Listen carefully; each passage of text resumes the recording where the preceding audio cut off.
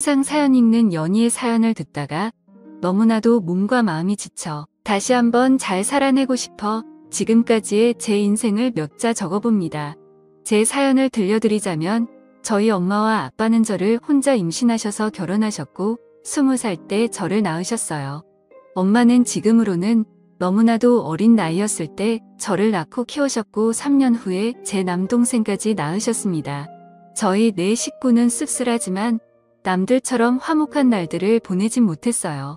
제가 어렸을 적부터 아빠는 술에 의존하여 집안을 항상 공포 분위기를 조성하셨고 저희 가족들은 항상 아빠에게 위협받고 살아야만 했습니다. 엄마는 아빠에 대해 감정이 안 좋아 남자 잘못 만난 본인 신세 타령을 하시며 아빠를 미워했지만 술 안 마셨을 때의 아빠는 절대로 나쁜 분은 아니셨어요. 비록 경제적으로는 능력이 좋으신 분은 아니었지만 정이 많으셔서 사람들 좋아하시고 자식들을 많이 아껴주신 사랑 많으신 자상한 분이셨습니다. 우리 딸 너희들은 아빠의 보물이야. 아빠가 너희를 얼마나 사랑하고 있는지 잘 알지. 내 새끼들 봐서라도 아빠가 얼른 정신을 차려야 하는데 미안하다. 아빠가 짊어진 삶의 무게가 왜 이렇게 힘든지 모르겠다. 뭐가 그렇게 괴로우신지 어릴 적 제가 본 아빠의 모습은 많은 날들이 술에 젖어 있었고 저희 남매는 원래의 아빠 모습을 잘 알았던지라 그런 아빠의 모습이 참 마음 아팠습니다. 그리고 저는 어느 날 충격적인 광경을 목격하고서 야 왜 아빠가 그리도 괴로워했는지 알 것 같았습니다. 바로 엄마와 삼촌의 충격적인 관계 때문이었어요. 아빠와 형제가 많으셨습니다. 아빠는 친남매 중 장남이셨고 위로 큰 고모 한 분 계셨고 아빠들 밑으로 삼촌들 3분 고모 2분이 더 계셨습니다. 비록 가정에서는 화목하지 못할 지언정 저는 양가 부모님들에게는 기대하고 고대했던 첫 손주로서 부모님들과 친척들에게 사랑을 듬뿍 받고 자랐습니다. 후에 태어난 제 동생도 장손으로서 큰 사랑받고 자랐고요. 하지만 그런 저희들을 예뻐하면서도 유독 거리를 두시는 분도 계시더군요. 바로 아버지의 동생인 삼촌이라고도 부르기 싫은 둘째 삼촌 그 짐승만도 못한 사람이었습니다. 엄마는 삼촌이 왔다 하면 얼굴에 유독 화색이 돌았습니다. 오늘 우리 집에서 편히 쉬시고 가야 하니까 너희는 오늘 거실에서 자고 삼촌은 방에서 알겠지. 라며 엄마는 저희에게 일러두었습니다. 둘째 삼촌은 운주업을 했던 터라 가끔 저희 집에 들러서 하룻밤을 자고 가는 일들이 좀 있었는데 원래 저희는 단칸방에서 살다가 제가 초등학교 1학년 됐을 때 방 2칸짜리 빌라로 이사 갔거든요. 둘째 삼촌이 저희 집에 들릴 때마다 그중 제 방을 삼촌에게 내어드리고 남동생과 거실에서 잤습니다. 저는 삼촌이 저희 집에 올 때마다 맛있는 간식을 사가지고 와서 어색한 가운데 서도 저희랑 놀아주는 게 좋았고 그걸로 인해 멀기만 느껴졌던 둘째 삼촌에게 조금씩 정이 쌓여갔네요. 둘째 삼촌이 올 때마다 아빠도 술을 안 마시고 부모님들도 간만에 분위기가 화기애애해져서 한때 저희는 둘째 삼촌이 오기만을 기다리기도 했습니다. 그런데 어느 날 새벽이었어요. 제가 힘든 가정에서 살다 보니 어려서부터 눈치가 빨랐고 좀 영악하다고 해야 하나 나이에 비해 철이 조금 빨리 든 케이스였어요. 당시 동생은 자고 있었고 그날따라 이상한 느낌을 본능적으로 느꼈는지 새벽에 눈이 번쩍 뜨이더라고요. 그런데 마침 엄마가 화장실에서 물 내리는 소리와 동시에 나오는 것이었습니다. 아직도 안 잔다고 뭐라고 잔소리할까봐 저는 얼른 눈을 감아 잠든 척을 했는데 이상한 일이 일어났습니다. 저희를 가만히 보시다가 조심스럽게 몸을 움직이며 안방이 아닌 바로 삼촌이 자고 있는 제 방으로 들어가는 것이 아니겠어요. 어린 나이임에도 불구하고 저는 그게 심상치 않은 일임을 본능적으로 알았습니다. 저는 순간 등이 쇠해지며 무슨 촉이 왔는지 조심스럽게 몸을 일으켜 숨죽여 제 방으로 다가갔습니다. 저희 집 방문이 허술해서 잘 닫히지 않았는데 그 탓에 열려있는 작은 틈으로 저는 훔쳐보게 되었습니다. 그리고 여태까지도 평생을 트라우마로 남은 잊지 못할 그 장면을 목격하게 되었습니다. 형수과 시동생으로서 금기시한 일들을 벌이고 있었습니다. 저는 너무 놀라 어떻게 해야 할지 그 자리에서 얼어붙고 말았습니다. 그때 거실에서 동생이 제가 곁에 없자 허전했는지 음하며 자세를 뒤척였고 이 소리를 들었는지 그들은 모든 행동을 멈추고 엄마는 재빠르게 옷매무새를 가다든 거군요. 저는 들킬까 싶어 제자리로 돌아와 다시 자는 척을 하며 누웠고 엄마는 어둠 속에 취약함을 가린 채 아무 일도 없었다는 듯 안방으로 돌아왔습니다. 저는 그때부터 아무에게도 말 안 하고 혼자 생각이라는 것을 했는데 오랜 고민 끝에 나온 결론은 단순하게 모든 진실을 밝히자는 것이었습니다. 그렇게 해버리면 어린 마음의 모든 게 다 제자리를 찾고 정상으로 돌아올 것 같았거든요. 뒤틀린 이 이상한 현실에 하루도 머물고 싶지 않았던 저는 기회를 엿보다가 마침 아빠와 둘째 삼촌만 빼고 친가들이 모여 가족 식사하는 자리에서 제가 본 그날의 진실을 폭로하였습니다. 일목요연하고 또박또박 엄마랑 둘째 삼촌의 새벽에 제가 본 것들을 가감없이 얘기하자 엄마의 표정이 새하얗게 질리며 급한 대로 제 입을 막으려 했네요. 허나 이미 수상함을 느낀 큰 고모는 엄마를 젖혀두고 저를 방으로 데려와 차근차근 무슨 이야기인지 얘기해보라며 말씀하시는데 저는 말하다 말고 목이 메어와 울음을 크게 터뜨리며 말을 이어갔네요. 덕택의 집안은 발칵 뒤집혔고 둘째 삼촌은 소환돼서 친척들에게 어쩜 내가 형수랑 그런 짓을 벌일 수 있냐며 비난의 화살을 맞았습니다.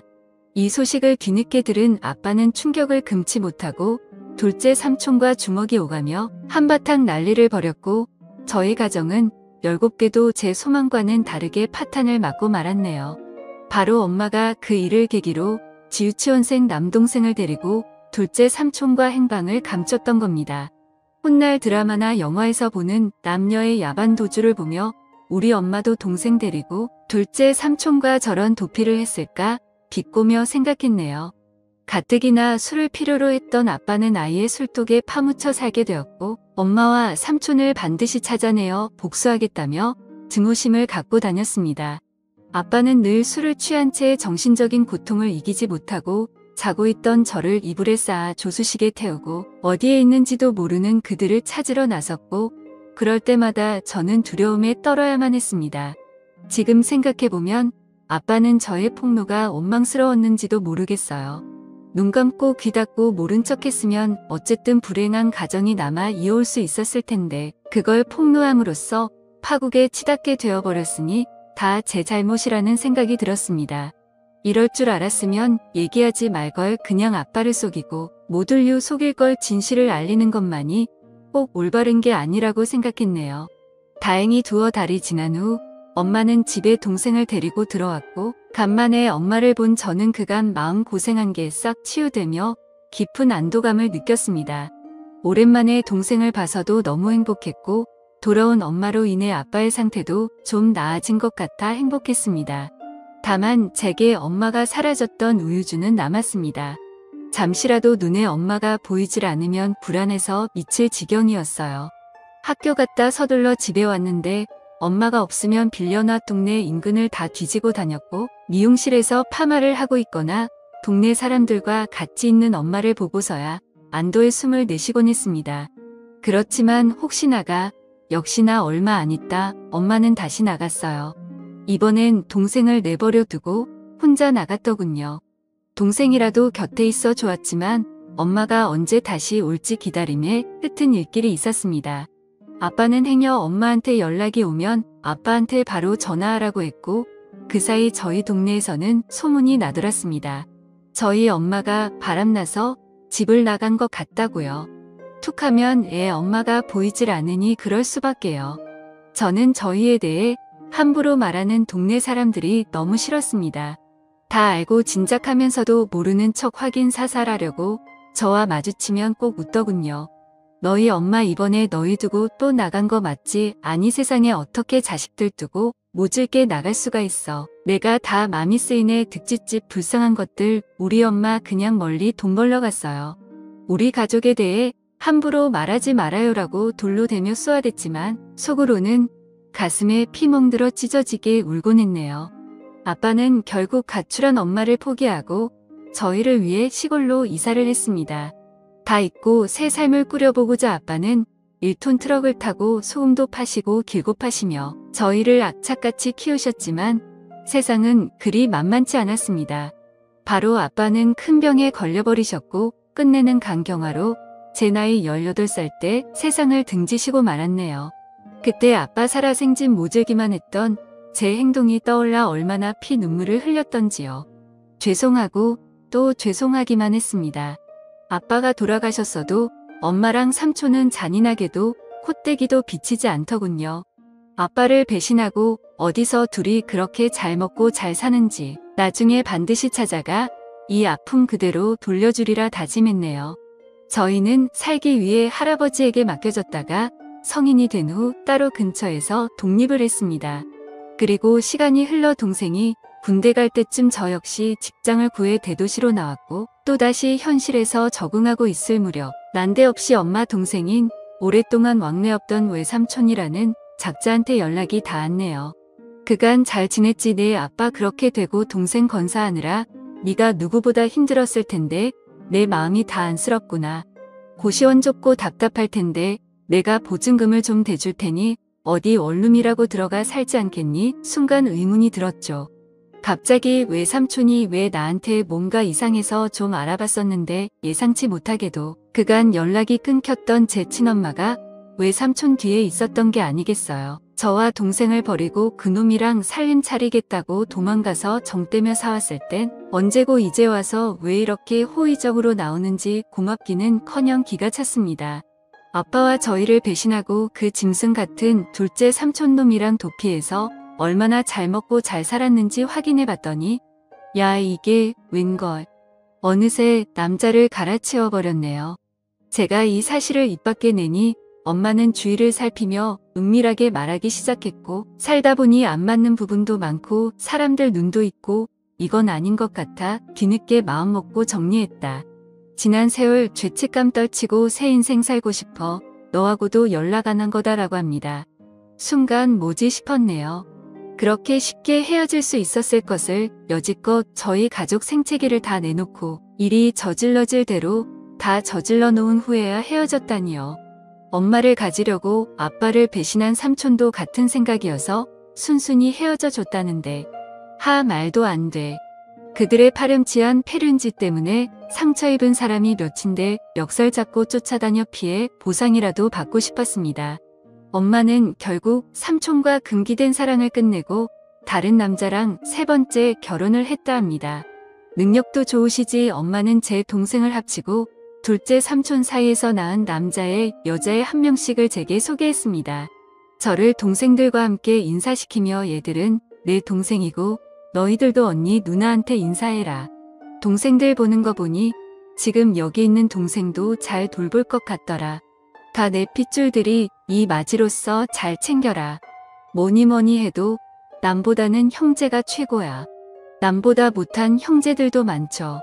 저나 얘들이나 다 배신의 피가 흐르는 엄마 자식들인데 나중에 서로 뜯어먹겠다고 뒤통수 치고 그러면 어쩌죠라고 대꾸하자 엄마의 표정이 점차 살벌해지기 시작했네요. 전혀 패륜 상황의 내막을 모르는 새아빠는 분위기를 환기시키고자 그저 호화하신다라고요. 새아빠는 평범하고 사람 좋으신 분이셨습니다. 엄마는 정말 미웠지만 가족들이 그리웠던 저는 엄마를 용서하고 잘 지내보려고 노력했습니다. 허나 엄마와 삼촌의 옛 트라우마는 쉽게 잊혀지지 않더라고요. 엄마 역시 지난 세월을 후회하며 저와 함께 잘 살려야 하는 것 같았지만 제가 본인의 치명적인 비밀을 알고 있으니 저를 편히 대하질 못했습니다. 심지어는 저더러 미용실에서 엄마라고 하지도 말라고 하고 주변인들에게는 저와의 관계를 숨기려고 하더군요. 새아빠가 절 자식으로 인정한다며 친척들에게도 소개하려 할 때도 엄마는 필사적으로 행여 책 잡힐까 싶어 말렸습니다. 엄마의 숨겨진 자식으로 살아야 하는 기분도 참 더럽더이다. 더러운 놈의 둘째 삼촌 자식들은 엄마 거리며 당당하게 살고 있는데 우리 아빠 자식이었던 전 왜 숨겨져야 하는지 감정의 분노가 스밀스밀 살아났습니다. 더욱이 참을 수 없었던 건 엄마는 술 한잔만 하면 꼭 아빠의 욕을 했는데 난 네 아빠가 아직도 지긋지긋해. 난 O형인데 왜 니들은 니들 아빠처럼 A형이냐고. 너나 네 동생이나 아빠 너무 쏙 빼닮아서 싫어. 처음부터 내 손으로 쭉 키운 내 새동생들한테 정이 더 가더라고. 왜 같은 손가락이라도 더 아프고 덜 아프고 하잖아. 네가 차별받는 것도 다 네 아빠 탓이고 내가 삼촌과 불륜 저지른 것도 다 네 아빠 책이냐. 알아.